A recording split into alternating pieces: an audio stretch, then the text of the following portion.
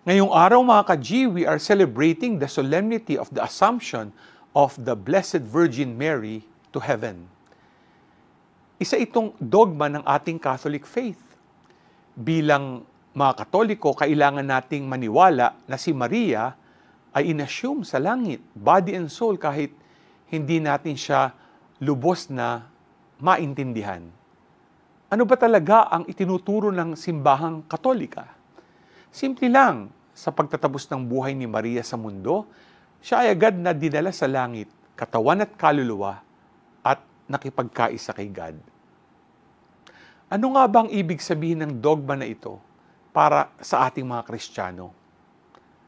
Marami na ang naka-attain ng heavenly state.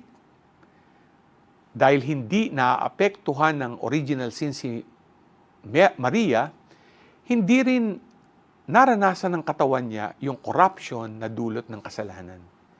Hindi pinayagan ni God, ayon nga sa mga salita ng papal definition, na mabulok ang katawan niya. Instead, nung natapos na yung buhay niya dito sa earth, agad siyang inassume katawan at kaluluwa papunta sa final beatitude. Ikaw, gusto mo bang makarating sa langit? Tularan natin ang mahal na ina. G ka ba?